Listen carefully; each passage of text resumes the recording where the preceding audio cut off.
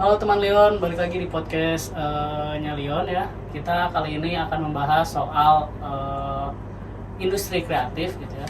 Sebagaimana telah kita ketahui bahwa berkembangnya zaman juga membawa perubahan terhadap dunia kerja gitu ya. Yang tadinya itu kalau kita sebut ngomong soal ketenaga kerjaan itu selalu ada tempat kerja secara fisik dan kemudian waktu kerja yang jelas. Tapi seiring berjalannya waktu gitu ya, zaman berkembang, kita mengenal ada sektor baru yaitu industri kreatif, di mana itu tuh sebenarnya nggak ada kantornya pun nggak jelas tuh ya. Kantornya kadang di awan, dia kadang di warung kopi mengerjakan itu atau di rumahnya sendiri. Kita akan bahas itu dan mengupas bagaimana kondisi kerja di industri kreatif bersama pelakunya langsung. Dan kita udah kedatangan teman kita semua yaitu Jaro. Halo. Halo, Kak. Halo. Apa kabar, Kak Jaro? Ya, gini aja lah. Kesibukan apa sekarang? Masih menggambar. Masih menggambar. Di industri ini mana? Lu gua mana atau apa ya? Apa, terserah. Sundan ya ini. Ente, Pak. Ente. Oke. Di industri ini lu berperan sebagai apa sih? Gue biasanya ngegarap tuh gambar sih seputar dua dimensian. Kalau enggak, kadang kalau ada proyekan dibikin instalasi art gitulah. Oke, instalasi art di pameran gitu nggak sih? Di pameran enggak sih, cuman kalau ada event-event ulang tahun apa gitu, biasanya ngegarap. Kalau seni itu bukannya profesi ya, bukan sebuah pekerjaan. Ya apapun ya. Ya pekerjaan juga. Pekerjaan juga ya. Mana itu juga dianggap sebagai pekerja ya sebenarnya. Pekerja seni. Dalam dunia industri itu ya sebenarnya bentuk sistem kerjanya itu seperti apa, Bu? Sebenarnya nggak ini ya, karena kita tuh kalau saya pribadi tuh walaupun nggak ada kerjaan banget gitu ya, nggak ada pesanan atau segala macam, saya juga bikin biasanya. Makanya nggak terbatas sama nungguin proyekan dari orang lain gitu. Jadi kalau lagi ada waktu luang biasa bikin zin dan dijual atau bikin produk apa. Oke, berarti lu bikin produk yang belum tentu itu ada pembelinya ya? Itu bekerja atas diri lu sendiri berarti. Tapi pernah nggak lu tuh di-hire sama satu instansi untuk mengerjakan satu produk gitu? Kalau produk enggak sih, cuman ya itu tadi paling bikin instalasi apa gitu yang biasanya 3 bulan 4 bulan satu project. Jadi tiap hari tuh memang ngerjain project A misalnya gitu doang. Jadi ya itu 4 bulan tuh habis waktunya buat ngerjain project. Oke, berarti ada jangka waktu tertentu yang beres. Nah, itu sistemnya tuh jadi ada, kalau di industri kreatif itu ada orang yang kemudian bikin sendiri produknya lalu dijual, atau ada juga yang by order gitu, berapa lama proyeknya seperti apa kayak gitu. Selalu kayak gitu atau ada model lain di dalam industri ini? Nah, kalau yang sepengalaman saya ya, jadi misalnya ada seniman A gitu yang mau bikin proyek apa, buat pameran atau buat ya untuk dipamerkan atau gimana gitu, misalnya instalasian atau dekorasi gitu. Nah itu biasanya ngambilin artisan namanya istilahnya tuh. Nah artisan ini ngebantuin si seniman untuk bikin si karya si seniman tersebut. Oke. Lu berarti pekerja outsource-nya lah ya, bisa jadi dibilang kayak gitu ya? sama si senimannya gitu. Tapi proyeknya tuh masuk ke seniman secara besar ya, karena dia kekurangan SDM, maka dia rekrut orang. Tapi ada juga mungkin kalau dia sanggup, itu bisa dia ambil ya, diambil sendiri. Misalkan dia sanggup mengerjakan sendiri, itu dia bisa ambil. Apapun proyeknya ya, ya. Cuman kalau misalnya udah bikin instalasian yang segede gabang gitu ya, itu pasti ngambilin tenaga lain. Oke. Nah kalau kayak gitu, itu kan sistem kerjanya ya. Itu ada kontraknya kah? Bentuk kontraknya? Nah, atau itu apa gitu? Lu kerja di mana sih sebenarnya? Itu jarang sih yang ada kontrak secara tertulis gitu ya. Paling karena yang kenal juga. Jadi paling tinggal WhatsAppan, mau nggak 4 bulan misalnya ngerjain project ini gitu. upahnya segini, 4 bulan, ntar diinstalnya di mana. Ya udah kalau mau ya udah tinggal gas gitu aja. Oke. Jarang sih. Terus untuk ongkos produksinya itu masuk akal nggak sih? Dan hak lu sebagai tenaga kerja itu terpenuhi nggak sih? Kadang kalau sama temen sih lebih santai ya. Dan kebanyakan memang proyekannya juga semuanya dari temen. Makanya kalau misalnya tiba-tiba ada keperluan lain atau gimana, waktu tuh bisa fleksibel lah. Kalau teman, nah temannya dapat dari orang lain. Paling kan, temannya yang ditekan. Cuma biasanya kalau saya punya proyek gitu ya, jadi misalnya proyek yang sebenarnya beres 2 minggu, sengaja tuh jadi 2 bulan misalnya. Jadi yang sisanya tuh ngitung, wah ini ada yang takutnya ada sakit atau malas atau apa gitu, udah diprediksi. Jadi udah santai akhirnya. Oke, berarti di manage sama si ordernya tadi ya. Terus ditambah kan biasanya proyek-proyek begitu teh malah balik lagi si senimannya yang BM. Banyak maunya. Tiba-tiba udah bentukannya udah cuman yaudah begini gitu deal-dealannya, tapi pengen lebih detail atau gimana. Nah itu kadang yang nyusahin tuh itu. Oke, tapi diterima aja masuk dalam perjanjian kerja lu atau enggak? Itu kan revisi ya? Masuk dalam perjanjian. Enggak, tapi memang si senimannya standarnya kan padahal yang dimau tuh A gitu ya. Cuman pengennya malah lebih gitu. Jadi A+ misalnya. Asal mau dulu ya, baru dikerjain ditambahin gitu. Gatal sendiri ya. Nah terus lu dalam kondisi kerja yang tadi gak jelas itu kayaknya ya, lu gak punya kontrak gitu ya, terus upah lu juga berarti per project. Ada nggak ya yang kemudian dia tuh sebenarnya dikontrak secara tahunan gitu, jangka panjang? Kalau ada sih in-house designer gitu sebutannya. Ya itu memang di apa? Misalnya di studio animasi segala macam, itu memang di upahnya per bulan, udah kayak buruh pada umumnya aja. Itu ada kontrak yang jelas berarti ya kalau gitu. Berarti ada 2 macam ya. Oke, ada yang kayak gitu. Nah, lalu kalau untuk di dunia tadi ya, baik yang di in-house designer atau freelancer designer atau buruh harian lepas gitu ya, bahasa lokal, serabutan ya, bahasa lokalnya, itu tuh tekanan kerja yang lu dapatin tuh kayak seperti apa sih? Berapa besar tuh seperti apa gitu? Sebenarnya masalahnya waktu sih biasanya. Karena kalau saya kan kebanyakan malah ngambil proyekan di luar Indonesia. Karena di Indonesia cenderung upahnya lebih kecil. Nah, kalau di luar ini misalnya dapat proyek ilustrasian untuk cover apa gitu, yang bikin capeknya adalah komunikasinya kan kebalik ya, waktu mereka di siang hari itu sama dengan malam hari di sini gitu. Sebaliknya lah. Nah itu yang kadang jadi begadangnya terus-terusan karena menyiapkan waktu buat komunikasi sama mereka tuh ya mau nggak mau harus begadang gitu. Oke, berarti jam tidur lu kebalik ya sebenarnya? Atau jangan-jangan lu nggak ada jam istirahatnya? Kalau kayak gitu? Ya bisa, kalau disebut bisa istirahat terus atau malah kerja terus karena nggak jelas itu. Malamnya tiba-tiba nggak bisa dihubungi, tapi akhirnya kontakan sama yang lain gitu. Tapi memang kebanyakan klien nggak dari Indonesia sih, makanya itu jam tidurnya memang udah nggak kebalik, emang udah begitu aja jadinya. Menyesuaikan si jam kerja yang ordernya ya berarti ya? Nggak dia yang menyesuaikan desainernya? Iya. Tapi kita menyesuaikan gitu ya. Oke. Lu pernah dengar nggak sih Wo, terakhir tuh ada seorang pekerja di industri kreatif meninggal dunia karena capek ya? Kalau nggak salah ada kasus itu tuh. Iya kayaknya banyak sih ya. Banyak ya. Tapi kondisi yang dialami si pekerja yang meninggal ini sebenarnya dialami juga nggak sih sama teman-teman Jarwo atau Jarwo sendiri? Kecapean banget gitu ya. Itu karena apa tuh biasanya? Iya itu tadi kelebihan jam kerja, terus karena kita yang memilah sendiri proyek yang masuk gitu ya, milih sendiri juga. Akhirnya nggak kesaring tuh. Misalnya proyek A tiba-tiba harus 2 minggu, proyek B 2 minggu juga. Dan kalau depan layar gitu kan, udah nggak kerasa tuh. Saya biasanya tuh sampai, kan biasanya on Discord, dan Discord tuh sekarang ada waktu online-nya.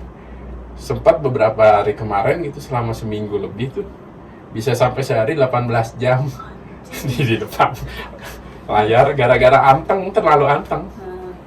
Nah dengan kondisi kerja yang kayak gitu ya, jam kerja yang panjang itu yang nggak sadar, itu tuh sebenarnya worth it nggak sih dengan bayarannya Wak?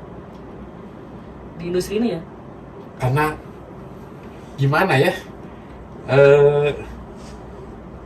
karena nggak berasa ya, dan memang kalaupun nggak ada project juga bikin gitu, dan itu kadang memang bikin lupa waktu sih, makanya nggak berasa. Cuman setelah bangun dari kursi itu baru anjrit nyeri cangkeng gitu. Sakit pinggang ya? Nah itu tuh baru berasanya begitu. Dan worth atau enggaknya masih kayaknya mana-mana aja dah. Oke.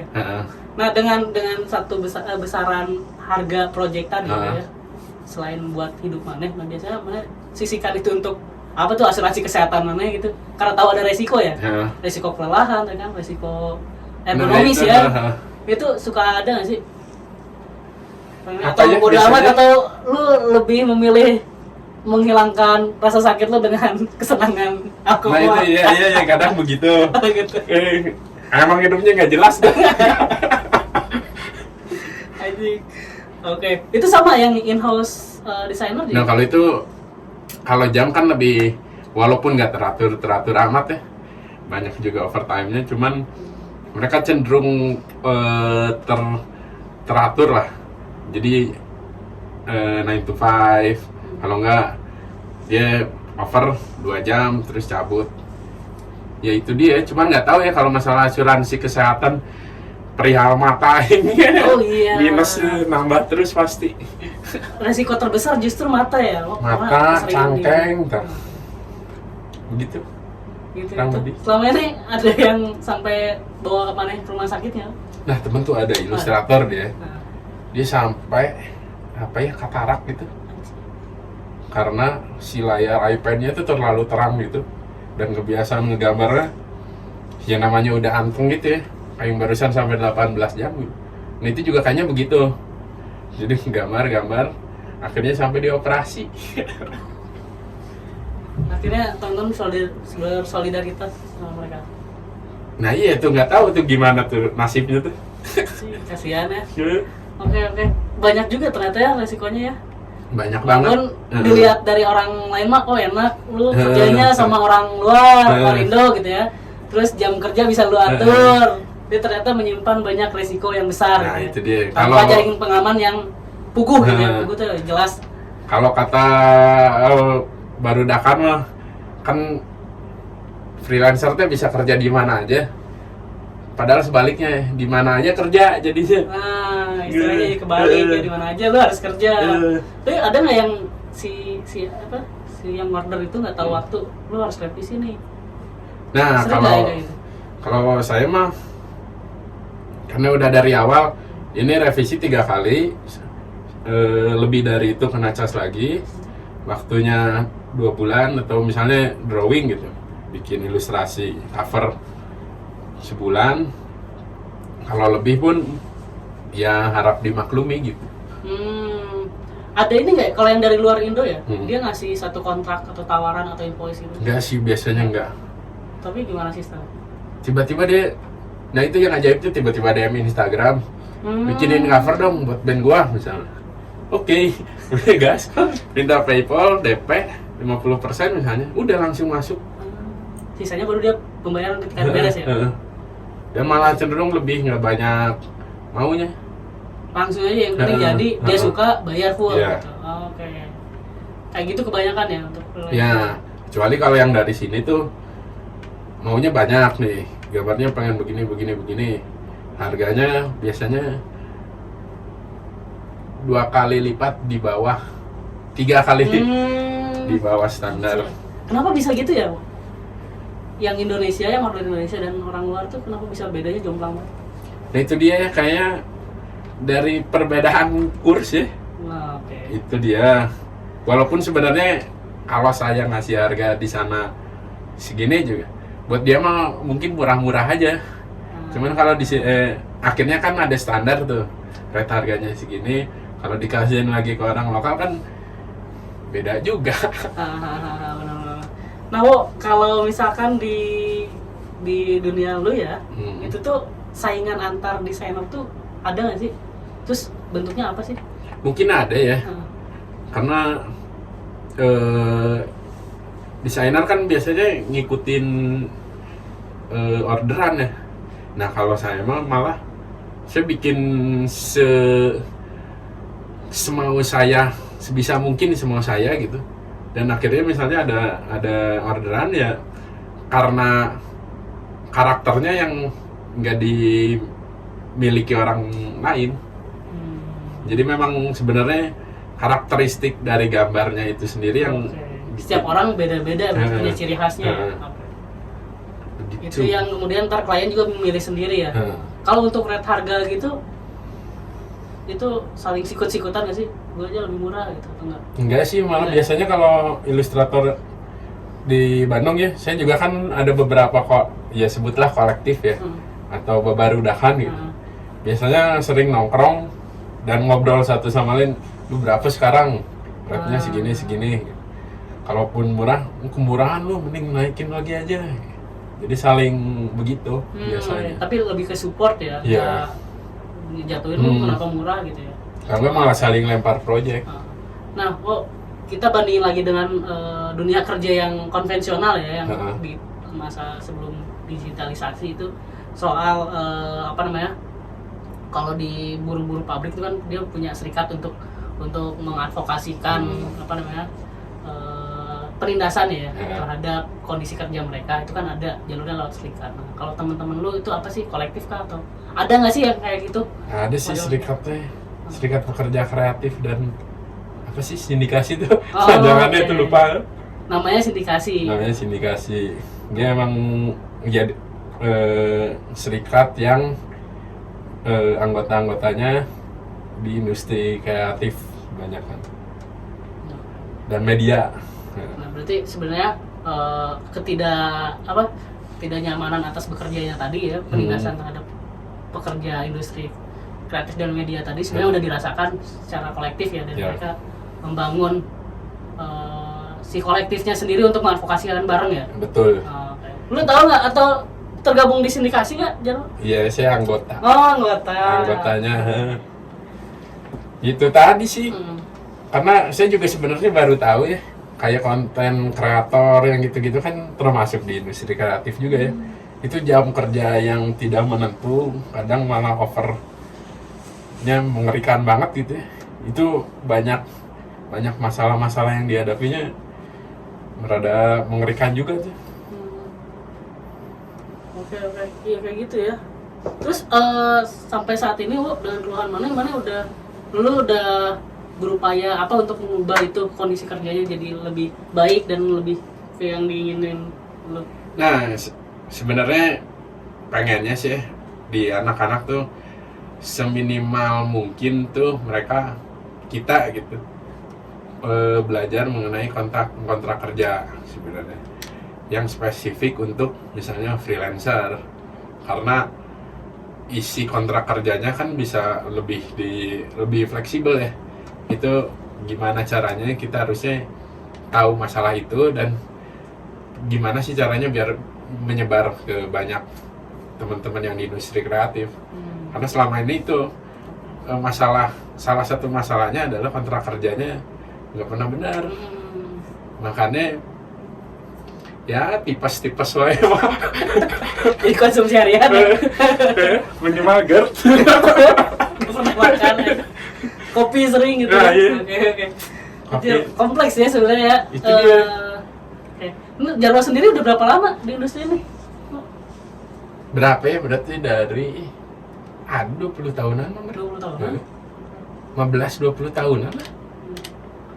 15. Dan kondisinya tetap seperti ini atau ada perkembangan gitu dari 20 Kayaknya tahun? tetap aja dah. Tetap aja. Jam kerja yang fleksibel tuh kadang ada oke-nya, tapi banyak juga ribet ya.